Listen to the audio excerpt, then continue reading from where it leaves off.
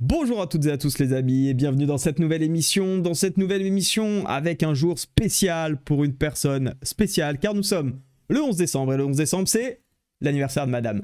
Très joyeux anniversaire ma chérie, le message est passé, je compte sur vous pour lui souhaiter un excellent anniversaire également en commentaire. Pour tout le temps que je vous accorde et que je ne passe pas avec elle, elle mérite bien au moins un petit joyeux anniversaire. Voilà, le message est passé. Bien évidemment, la famille et l'entourage, c'est bien plus important que le trading, mais ça n'empêche quand même qu'on a des choses à voir aujourd'hui. Et donc, c'est pour ça que je fais bien entendu cette émission. On va préparer tout au long de celle-ci notre semaine de trading, essayer de voir les gros niveaux, notamment on va parler à Nasdaq et S&P 500 aujourd'hui, et on va voir le calendrier économique de la semaine. Il est important ce calendrier économique de la semaine, on le voit, on a l'inflation demain, on a également mercredi la publication, enfin en tout cas la décision de la Fed sur ses taux d'intérêt, et puis on aura également les ventes au détail jeudi avec les inscriptions hebdomadaires, et on terminera avec une semaine plutôt orientée sur PMI sur quelques pays, mais vraiment le cœur de l'activité va se passer à mon sens demain et après-demain, après jeudi pourquoi pas encore un peu, vendredi potentiellement, et après pour moi ça sera terminé 2023, je ne traite jamais après le 15 décembre, après la dernière publication des taux de la Fed, parce que généralement sur la semaine de Noël il se passe rien, avant janvier, avant janvier il se passe pas grand chose non plus, donc en réalité on prend du recul, on break, je serai là bien évidemment pour les membres d'Analyse Technique Pro, on va faire pas mal d'ateliers, de choses ensemble pour essayer de progresser, de bien démarrer cette année 2024, donc si tu veux rejoindre et profiter de coaching un petit peu supplémentaire que je vais animer en réalité sur ces 2 semaines, n'hésite pas, c'est le moment, tu profiteras de ça vraiment en bonus, et c'est vraiment un super moment pour nous rejoindre en réalité, pour bien préparer 2024, d'ailleurs il y a une vidéo qui sort à ce sujet très rapidement. Voilà donc pour le calendrier de la semaine. Pour aujourd'hui, c'est assez calme. Si je prends des news, on va dire de second degré d'importance, on va le voir, il n'y a pas non plus grand chose à redire. Hop là, on se remet. Il y a à 19 h l'éducation du T-Notes. Enfin, en réalité, il n'y a rien. Qu'on se le dise ensemble, il n'y a rien. Donc pour cela, quoi de mieux, et bien finalement, que d'aller voir nos graphiques. Nos graphiques, je vous propose de les reprendre. Alors je vous ai dit, ça sera Nasdaq et S&P 500 aujourd'hui, donc je ne vais pas vous mentir, on va aller directement sur l'SP 500 et on va reprendre nos zones parce qu'on a les changements de contrat qui se font actuellement, donc les zones sont décalées. Je vous invite à activer pour les prochains jours le biadj, si je le dis bien, le biajustement, qui permet en fait d'éviter d'avoir la volatilité des changements de contrat et de pouvoir aligner les prix et d'avoir des niveaux qui sont un petit peu mieux définis, en tout cas sur ces prochains jours.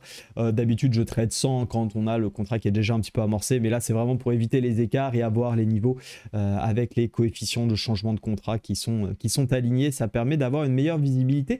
On va enlever les indicateurs, on n'en a pas besoin, surtout le volume, je pense que ça n'a pas grand intérêt, et on va essayer de définir ensemble tout simplement nos gros niveaux. Alors qu'est-ce qu'on a fait la semaine dernière? On a continué à pousser dans une semaine un petit peu plus en phase de contraction, de pause, en tout cas d'accumulation, distribution, ça on saura un petit peu qu'après. En tout cas, ce qui est sûr, c'est que quand on regarde notre semaine ici, donc on avait fini la semaine dernière assez en hausse et finalement on a fini quasiment au niveau où on l'avait débuté, donc après une correction, une nouvelle impulsion, et donc en fait on navigue, c'est assez clair et c'est assez net, on va les tracer en 4 heures, ces zones dans un range, on le voit très bien, on est dans une boîte, on pourrait considérer ce niveau-là, bien évidemment on peut prendre celui du dessus, à savoir celui-là, en gros pour moi ça c'est une résistance dans lequel il faut être méfiant, dans lequel même dans le day trading, il faut éviter d'acheter tant qu'on n'a pas vraiment de vraie confirmation de cassure, parce que là, on le voit, c'est très léger par rapport au dernier plus haut, donc on a un risque de réintégration malgré tout à l'heure en début de session, sachant qu'on n'a pas de news pour envoyer les prix plus haut. Aujourd'hui, je m'attends à finalement assez peu de volatilité et on peut clairement avoir ce support qui est plutôt assez bien identifié ici sur cette zone. Je vais juste en profiter pour mettre les bonnes couleurs d'emblée. Oh, il n'y a pas le trait noir, ça c'est dommage, je configurerai ça plus tard. Donc voilà, grosso modo, on est dans une sorte de gros range un petit peu compris entre la borne ici, les 4600 et les 4650, dans lequel on navigue pas mal depuis quelques temps maintenant, depuis la semaine dernière, grosso modo, voire même un petit peu plus. On reste dans une dynamique de fond qui est haussière, donc pour moi, pas grand chose d'autre à faire que de chercher, bien évidemment, plutôt des achats, mais sur le court terme, dans un petit range comme ça, on peut être un petit peu agressif. Si on voit que ça réintègre, pourquoi pas aller chercher d'abord dans un premier temps. Vous le savez à quel point j'accorde de l'importance les milieux de range, parce qu'on voit, ce sont des zones qui sont très souvent travaillées, qui sont cassées, pas cassées. Il y a beaucoup beaucoup d'hésitation autour, donc ça vaut le coup sur du petit day trading d'aller chercher ces niveaux-là en termes d'objectifs et juste de s'en aller. Après, on peut bien évidemment jouer le retournement total. Moi, jouer un retournement total dans une telle direction 4 heures, donc que ça soit 4 heures ou daily, clairement, je suis pas fan. J'ai pas encore les éléments pour. On a des grosses décisions et des grosses publications de news demain avec l'inflation, mercredi avec la Fed. Donc plutôt prudence sur ces niveaux-là et plutôt essayer finalement de travailler ce qu'on voit. Plutôt chercher donc des achats, mais encore une fois, si on n'a pas la force cet après-midi et qu'on a plutôt des signaux de faiblesse, pourquoi pas aller retravailler des ventes jusqu'à ce niveau-là. Il y a une solution qui est aussi complètement possible et je pense que c'est plutôt celle que je serais amené à recommander, c'est de rester à l'écart parce qu'on n'a pas de vraie direction. On a dans des ranges, c'est compliqué. On le voit ici, on vient sur le haut range, finalement on y va, bah non on n'y va pas, bah si on y va. La semaine dernière ça a été compliqué encore une fois pour moi, en tout cas de mon côté, j'ai pas fait une très bonne semaine au regard tout simplement de ces niveaux un petit peu porte de saloon, on se les prend, on se les reprend, ça part, non ça part pas. Bref, ça a été un peu complexe pour rien vous cacher, mais c'est comme ça, il y a des périodes où on le sait, quand les phases de marché se mettent à ranger. En tout cas, moi, de mon côté, je suis moins bon. Je suis moins bon car je suis sur des stratégies de tendance. Donc, quand ça pousse, bon, bah là, on encaisse plutôt pas mal. Par contre, eh bien, quand on est dans ces phases d'indécision, en plus sur des périodes où la volatilité commence à être un petit peu moindre, bah, c'est plus compliqué, je le sais. Donc, il faut juste être prudent. Il faut continuer à appliquer ce qu'on voit pour ne pas louper les scénarios. Parce qu'encore une fois, perdre n'est pas grave en soi. Ce qu'il faut, c'est appliquer la méthode, rester sur les process de décision et le temps et les tendances feront bien les choses. Après, justement, quand on est dans ces phases où on voit clairement maintenant qu'on n'est plus forcément sur une tendance, j'ai envie de dire court-moyen terme, si on considère notre 1 heure et 4 heures comme du moyen terme, bon, bah, finalement, autant se dire que on a le droit d'éviter. Après, libre à chacun d'être systématique dans ses signaux. Moi, je sais que mes signaux qui sont fortement basés, comme je vous disais, sur la tendance, ont moins de succès dans ces périodes-là. Qu'est-ce qu'on fait ? Soit on accepte et on peut même s'arrêter de trader en 2023 dès maintenant. Si vraiment on a envie de se dire, ok, c'est pas grave, je laisse le marché faire, je reviens en 2024 et puis j'en profite pour progresser, j'en profite pour analyser, j'en profite pour mieux comprendre le marché, pour pouvoir reprendre peut-être des bases, me solidifier, c'est des choses qui sont possibles. Là, je vais notamment repartir pas mal sur les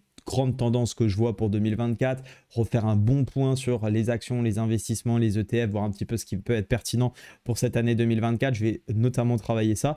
Voilà, le day trading, je suis pas sûr d'être derrière les écrans comme un malade, en tout cas tant qu'on est dans des configurations telles quelles. Vous voyez, on peut mettre tous les indicateurs qu'on veut, on peut faire ce que vous voulez. Moi ici, je vois un range en 4 heures, en 1 heure, 15 minutes, ce que vous voulez ici. De toute façon, c'est complètement plat, c'est complètement mort.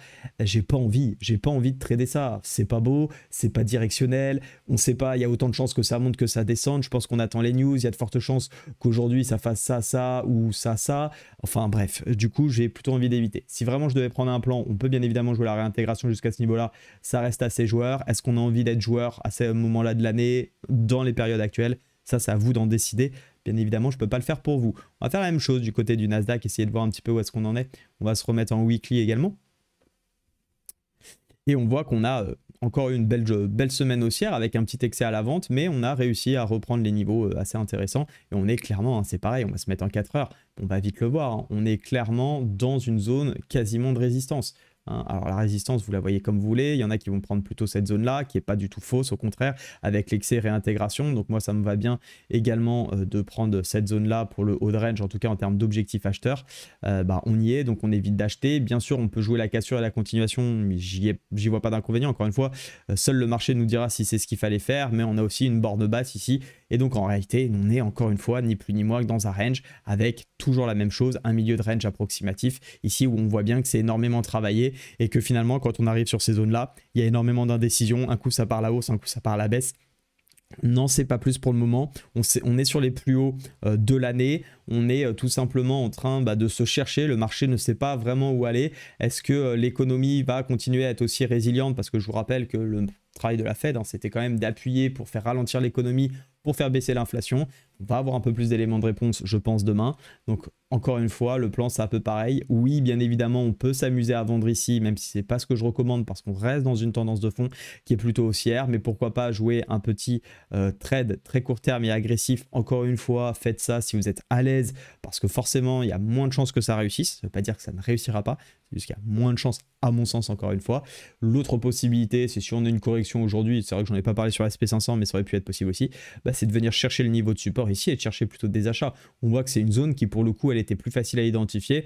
On avait déjà retesté une fois ici on a réintégré, là on avait une jolie avalante, deuxième jolie avalante et à chaque fois on a été chercher le milieu de range. Donc essayer de travailler ça comme ça peut être intéressant, voire pourquoi pas bien évidemment si vous avez la possibilité de tenir des trades sur plusieurs jours, éventuellement aller rechercher cette zone pour pouvoir aller rechercher la zone des 16 330 et finalement essayer de jouer le scénario de l'histoire qui se répète là-dedans. Voilà, il y a très peu de choses à dire, on va quand même faire un tour, tiens. Bon, je l'ai fait que 10 minutes, c'est pas dans mes habitudes de faire que 10 minutes. On va regarder un petit peu ce qui s'est passé du côté des cryptos. Bon, je suis très content de vous avoir parlé de SNX, je pense que vous en rappelez. Je vous l'avais donné sur Telegram, je pense même que je vous en avais parlé sur une des vidéos YouTube de la RI quotidienne. Quand on avait cassé la zone ici, je vous avais invité à payer le 22 novembre à ce niveau-là le pullback. En tout cas, moi, c'est là où je suis rentré et on a une super configuration. Pourquoi? Bah, grosse zone d'accumulation, on la voit bien, ça finit par céder, on a des pullbacks, on met des stops serrés en cas d'invalidation et puis sinon, on continue de jouer le scénario que le marché nous dit, à savoir, on est parti pour hausser. Et bien, pour le moment, c'est ce qui se passe. En attendant, il y a d'autres cryptos qui sont intéressantes aussi à surveiller. Je vous ai parlé du ADA aussi, le ADA Cardano dont je vous ai parlé assez longuement. La seule problématique qu'on a eu ici, c'est que là, on n'a pas eu le repli attendu. Donc clairement, moi je vous le dis, ADA Cardano, on revient ici, je paye. D'accord? On ne vient pas, c'est pas grave, je suis déjà dans d'autres cryptos. On sait qu'on ne sera jamais dans tout. L'objectif, c'est pas forcément d'être dans tout, c'est d'avoir des plans. On revient, je paye, on ne revient pas, j'y vais pas. Point barre, terminé. Je suis déjà dans pas mal de choses. Le Bitcoin, moi, franchement, pour l'instant, bien évidemment, j'ai vendu le point haut, hein, j'ai vendu la zone verte.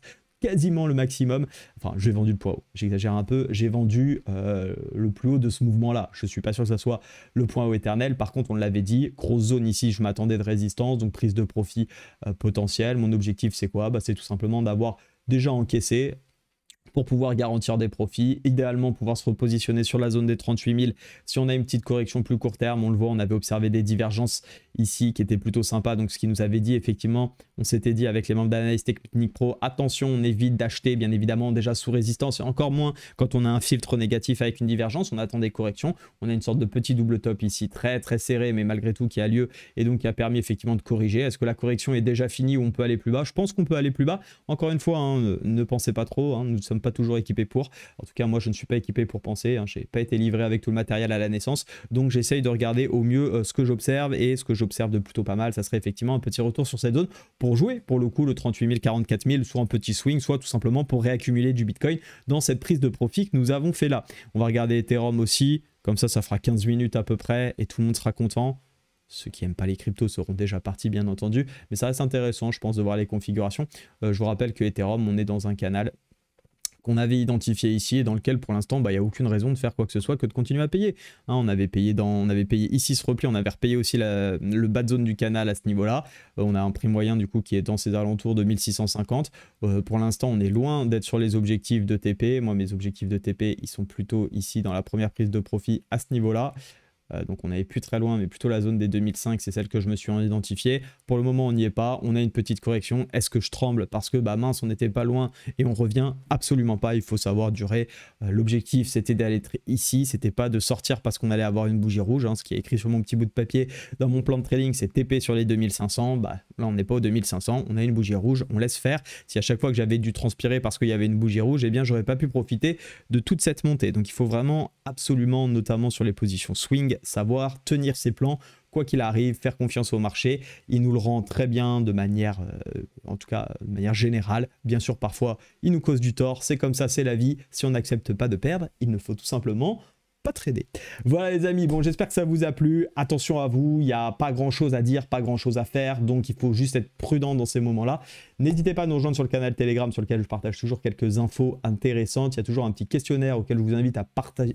1, 2, 3, participer. Si vous voulez me filer un coup de main, juste ici, il est là, vous cliquez, ça prend littéralement 30 secondes. Si vous voulez me filer un coup de main, vous êtes plus que les bienvenus. Je vous souhaite une excellente journée, restez prudents sur le marché.